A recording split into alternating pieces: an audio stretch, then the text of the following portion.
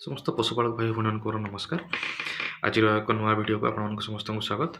तो ग्रामीण पशुपालन यूट्यूब चैनल रे आम आगुरी भी देखी बेलामिल लिवर टॉनिक उपर आम आलोचना करते किछटा वीडियो पूर्व। तो आज आमर जो नुआ वीडियो अच्छी सेटा हूँ ब्रोटन लिवर टॉनिक उपर। ब्रोटन गोटे बहुत भल लिवर टॉनिक जो थी कि आपण मैंने माने फास्ट ग्रोथ पाइपर ओजन बहुत शीघ्र बढ़ो। ठीक अच्छे देन ता बाद तार जब यकृत माने लिवर टॉनिक खास करके आपंकर यकृतर फंक्शन को भलसे बढ़ाया यदि दुर्बल हो पशु कि खाद्य खाऊनी हजम करें कि विषाक्त पदार्थ किसी खाई जोटा कि स्वास्थ्य भल नुह तो यकृत से टाइम कौन करे ना विषाक्त पदार्थ गुड़ा को शरीर बाहर को बाहर कर साहाय्य करे।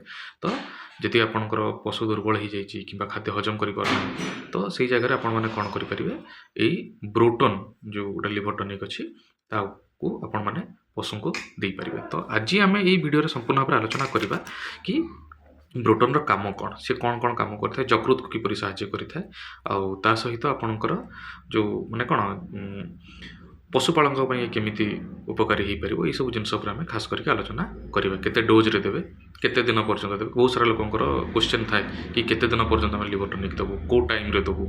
तो यही सब जिनस को लेकिन आज आम संपूर्ण भाव में आलोचना करवा। ठीक अच्छे। तो फास्ट कथा कि आमको जो ये ब्रोटन लिवर टॉनिक कहीं दरकार तो आपन समस्ते जानते कि लिवर टॉनिक आपणकर खास करके यकृत जो आम अंग अच्छी यकृत को भलसे कम कर साहाय्य करे स्ट्रेंथेन करे। ठीक अच्छे।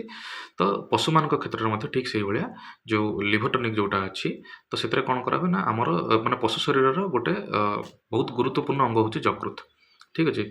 आपणकर यही यकृत जोटा अच्छी से कौन करे पाचन प्रक्रिया को अधिक सुदृढ़ करे साहाय्य करे सहज कर दिए सी। ठीक अच्छे। आउ शरीर को विषाक्त पदार्थ शरीर जो माने विषाक्त पदार्थ अच्छी सफा करें साहाय्य करे।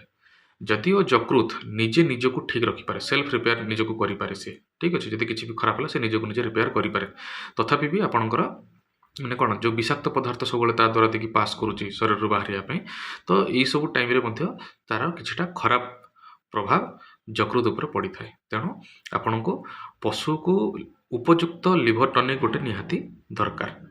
ठीक अच्छे। तो यही उपयुक्त लिवर टॉनिक जोटा कि आपण को पशु को अधिक अधिक सुरक्षा दे पारिबो तार यकृत को सुरक्षा दे पारिबो सेटा होची आपणकर कौन ब्रोटन।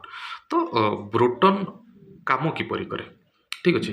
ये कौन करे ना यकृत को सुस्थ रखिबारे साहाय्य करे है यकृतर कोष गुड़ी को ये मरामती करे तार जो सेल जोटा आम कहते यकृतर कोष गुड़ाक जोड़ा अच्छे कोष गुड़ी को सी मरामती करे जब किसी खराब हो जाए सहित सी कौन करे ना आपंकर ताको पुनर्जीवित करे जब डैमेज किसी हो जाए तो से रिपेयर कर दिए है आउ सहित नुआ कोष सी तैयारी करे है जहाँद्वारा कि यकृत आपंकर सुदृढ़ रहे आउ सठिक भाव में कम करें। पाचन रस क्षरण कर सी साहाय्य करे माने अधिक अधिक पाचन रस सी क्षरण करें जोटा कि आपंकर हजम प्रक्रिया रे साहाय्य करे।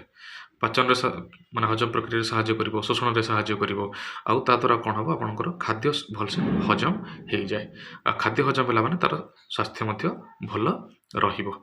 ठीक अच्छे। आउ कौन करे सी ना शरीर ओजन को बढ़ेबारे हो कि शरीर ओजन मेंटेन करके रखिबारे हो सी बहुत मात्रा रे साहाय्य करि थाए। ठीक अच्छे। आ सहित जदि आम देखा जावा आपणकर तार ग्रोथ भी बहुत भल रखे सी। ठीक अच्छे।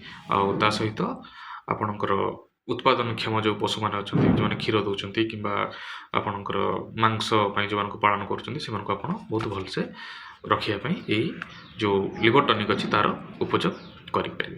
तो यार डोज कौन माने केते मात्रा यार डोज को देवार अच्छी। ठीक अच्छे। तो आम पशु को भी दे पारिबा पक्षी को भी दे पारिबा।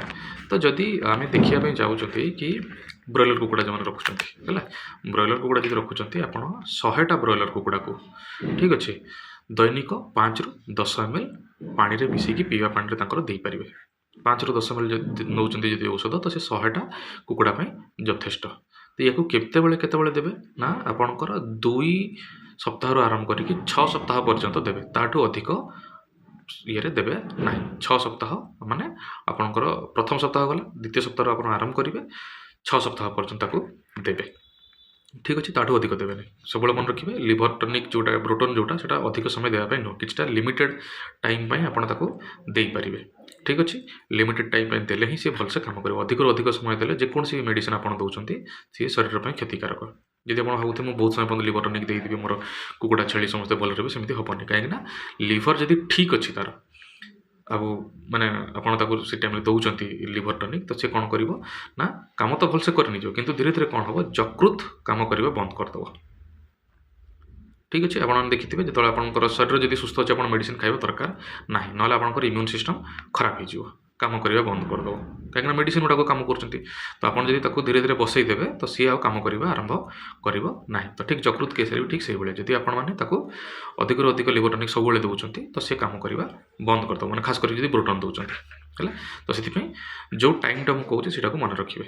100ଟା ବ୍ରଏଲର କୁକୁଡ଼ାକୁ ଆପଣ ତାଙ୍କର ବୟସ ଯେତେବେଳେ 2 ସପ୍ତାହ ଥିବ ସେବେଠୁ ଦେବା ଆରମ୍ଭ କରିବେ, 6 ସପ୍ତାହ ପର୍ଯ୍ୟନ୍ତ ଦେବେ, ତାଠୁ ଅଧିକ ସମୟ ଦେବେ ନାହିଁ। କେତେ ଦେବେ ନା 5ରୁ 10 ml ଦେବେ। ଲେୟାର କୁକୁଡ଼ା ଯଦି ଦେଉଛନ୍ତି, ଲେୟାର କୁକୁଡ଼ା ଯେଉଁମାନେ ଅଣ୍ଡା ଦେଉଛନ୍ତି ସେମାନଙ୍କୁ କ'ଣ କରିପାରିବେ ନା 100ଟା ପକ୍ଷୀକୁ ପ୍ରତିଦିନ 20 ml ଲେଖା ଦେବେ, ଆଉ 10 ଦିନ ପାଇଁ ଦେବେ। ଠିକ୍ ଅଛି, ତାଠୁ ଅଧିକ ଦେବେ ନାହିଁ। ତା ବାଦରେ ସେମିତି ରହିଲା ଗାଈ। ଆମର ପ୍ରାୟତଃ ଲିଭର ଟନିକ୍ ଆମେ ଗାଈ ଆଉ ଛେଳି, କୁକୁର, ମେଣ୍ଢା ଏମାନଙ୍କୁ ଦେଇଥାଉ, ବାଛୁରୀ ଏମାନଙ୍କୁ ଦେଇଥାଉ। ତ ଗାଈକୁ ଯଦି ଦେଉଛନ୍ତି ତାହେଲେ ଆପଣଙ୍କର ଗୋଟେ ଗାଈକୁ ଦୈନିକ 50 ml ଦେବେ ହେଲା, ଆଉ ମାତ୍ର 10 ଦିନ ପାଇଁ ଦେବେ। ଠିକ୍ ଅଛି, 10 ଦିନ ଦେଲା ପରେ ତାକୁ ବନ୍ଦ କରିଦେବେ। ପୁଣି ଯଦି ତାର କିଛି ସମସ୍ୟା ଦେଖାହେଉଛି କିମ୍ବା କୃମି ଯେତେବେଳେ ଆପଣ ଔଷଧ ଦେଉଛନ୍ତି, ସବୁବେଳେ ମନେ ରଖିବେ କୃମି ଔଷଧ ଦେବା ଟାଇମ୍ରେ ଲିଭର ଟନିକ୍ 10 ଦିନ ପାଇଁ ତାକୁ କଣ୍ଟିନ୍ୟୁ କରାଇଦେବେ।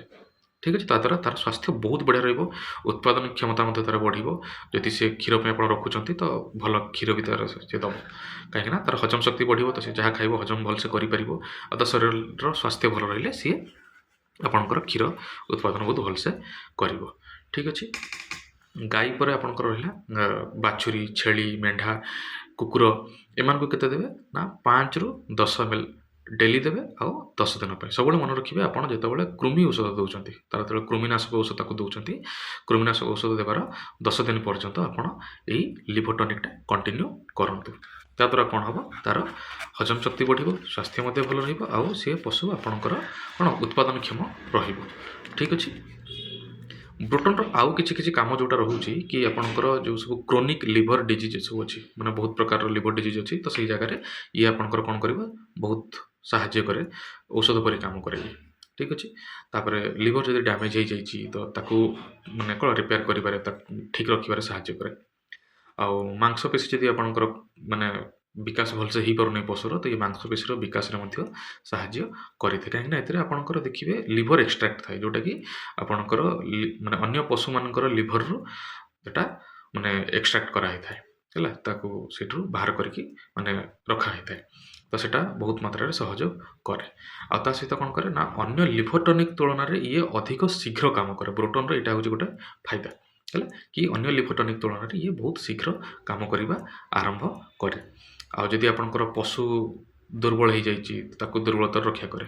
ଆପଣଙ୍କର ଏଥିରେ ନିକୋଟିନିକ୍ ଏସିଡ୍ ଗୋଟେ ରହୁଛି, ଯେଉଁଥିରେ କି ଯେଉଁଟାକୁ କି ଆମେ ଭିଟାମିନ୍ B3 ବୋଲି କୁହନ୍ତି। ଇଏ ଆପଣଙ୍କର ପାଚନ ପ୍ରକ୍ରିୟାକୁ ସୁଦୃଢ଼ କରିଥାଏ ହେଲା। ଭିଟାମିନ୍ B3 ଯେଉଁଟା ଆମର, ସିଏ ନିକୋଟିନିକ୍ ଏସିଡ୍ ବୋଲି କୁହାଯାଏ। ଇଏ ପାଚନ ପ୍ରକ୍ରିୟାକୁ ବହୁତ ଭଲସେ ମାନେ କରିଥାଏ, ପାଚନ ପ୍ରକ୍ରିୟାକୁ ସାହାଯ୍ୟ କରେ, ଆଉ ବହୁତ ଭଲ କାମ ମଧ୍ୟ କରିଥାଏ। ଯଦି ଆପଣଙ୍କର ପଶୁ ଖାଦ୍ୟ ଖାଉନି, ଦୁର୍ବଳ ହେଇଯାଉଛି, ହଜମ କରିପାରୁନି, କିମ୍ବା ତାର ଗ୍ରୋଥ୍ ଭଲ ହେଉନି, ତ ସେଇ କେସ୍ରେ ଆପଣମାନେ କ'ଣ କରିପାରିବେ, ଏହାକୁ ଦେଇପାରିବେ ହେଲା। 8ରୁ 10 ଦିନ ଆପଣ ଦେବେ, ରେଗୁଲାର ଦେବେ ନାହିଁ। ଠିକ୍ ଅଛି, ନହେଲେ ଇଏ କ୍ଷତି କରାଇବ ହେଲା। ତ ଏଇଟା ସବୁବେଳେ ଧ୍ୟାନ ରଖିବେ କି ରେଗୁଲାର ଦେବେ ନାହିଁ, ନହେଲେ ଇଏ କ୍ଷତି କରିବାର ବହୁତ ସମ୍ଭାବନା ରହିଛି, ଲିଭର ଡ୍ୟାମେଜ୍ ମଧ୍ୟ ହେଇଯିବ। ତେଣୁ 8ରୁ 10 ଦିନ ବେଶୀରେ ଦେବେ ହେଲା। ତା ସହିତ ଯେମିତି କହିଲି ସବୁଦିନ ଦେବେ ନାହିଁ। ଏହାକୁ ଆପଣ ଦାନା କିମ୍ବା ପାଣିରେ ମିଶାଇକି ଦେଇପାରିବେ, ଇଞ୍ଜେକ୍ସନ୍ ମାଧ୍ୟମରେ ଦେବାର ନାହିଁ ହେଲା। ଯଦି ଆପଣଙ୍କର ପଶୁ ଖାଦ୍ୟରେ ଖାଉନାହିଁ ତ ଏହାକୁ ପାଣିରେ ମିଶାଇକି ପିଇବା ପାଇଁ ଦେଇପାରିବେ। ଆଉ ହଁ, ଏଇଟା ଧ୍ୟାନ ରଖିବେ କି ଏମିତି ନାହିଁ କି ଆପଣ ଏକାଥରେ 10 ଦିନର ଦାନା ତିଆରି କରୁଛନ୍ତି, ତ ଲିଭର ଟନିକ୍ଟା ମିଶାଇ ଦେଲେ ଆଉ ସେଇଟାକୁ ରଖି 10 ଦିନ ପର୍ଯ୍ୟନ୍ତ ଦେଉଛନ୍ତି, ସେମିତି ନାହିଁ। ଆପଣଙ୍କର ପାଖରେ ଯଦି ଗୋଟେ ଗାଈ ଅଛି, ତାକୁ ଦୈନିକ 50 ml ଦେବେ ତାର ଡୋଜ୍ ହିସାବରେ। ତ ଆପଣ ଆଜି ଯେତିକି ଖାଦ୍ୟ ଦେଉଛନ୍ତି, ସେ ଖାଦ୍ୟ ତିଆରି କରି ସାରିଲା ପରେ ଗୋଟେ ଦିନର ଖାଦ୍ୟ ଆଜି ଆପଣ ତାକୁ ଖାଦ୍ୟ ଖାଇବା ପାଇଁ ଦେଲେ, ସେଥିରେ 50 ml ଲିଭର ଟନିକ୍ ବ୍ରୋଟନ୍ର ମିଶାଇ ଦେଲେ, ସେ ଖାଇଲା। ପୁଣି କାଲିକି ଯେତେବେଳେ ଆଉ ଖାଦ୍ୟ ଦେବେ, ସେଥିରେ ଆଉ 50 ml ମିଶାଇକି ଦେବେ, ଏମିତି କରିକି ଦେବେ। ଆଉ ଏମିତି ନାହିଁ କି ଆପଣ ଆଜି ଏକାଥରେ 10 କିଲୋ ଖାଦ୍ୟ ତିଆରି କରିଛନ୍ତି 10 ଦିନ ପାଇଁ, ଏକାଥରେ ତାକୁ ସେ 500 mlର ଲିଭର ଟନିକ୍ ମିଶାଇକି ରଖିଦେଲେ 10 ଦିନ ପର୍ଯ୍ୟନ୍ତ ଖାଇବା ପାଇଁ ଦେଉଛନ୍ତି, ସେମିତିରେ ପଶୁର କ୍ଷତି ହେବ।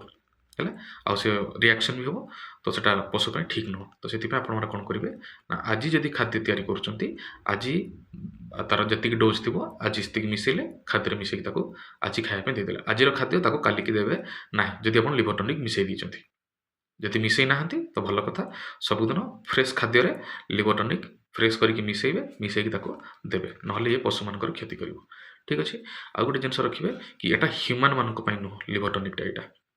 ଠିକ୍ ଅଛି। ତା ସହିତ ଆପଣଙ୍କର ଏଥିରେ ଯେଉଁ 30°C ତାପମାତ୍ରାରୁ କମ୍‌ରେ ହିଁ ତାକୁ ରଖିବେ, ତାଠୁ ଅଧିକରେ ରଖିବେ ନାହିଁ, ନହେଲେ ସିଏ ଖରାପ ହେଇଯିବ। ଠିକ୍ ଅଛି। ତ ଏଥିରେ ଆପଣଙ୍କର ଲିଭର ଏକ୍ସଟ୍ରାକ୍ଟ ମିଶିକି ରହୁଛି, ଆଲକୋହଲ ମିଶିକି ରହୁଛି, ଦେନ୍ ତା ବାଦରେ ଇଥାନଲ୍ ମିଶିକି ରହୁଛି, ଆଉ ତା ସହିତ ଆପଣଙ୍କର ନିକୋଟିନିକ୍ ଏସିଡ୍ ରହୁଛି, ଇଷ୍ଟ ରହୁଛି। ତ ଏଇ ସବୁ ଜିନିଷ କ'ଣ କରୁଛନ୍ତି ନା ତାର ହଜମ ପ୍ରକ୍ରିୟାରେ ତାକୁ ସାହାଯ୍ୟ କରୁଛନ୍ତି।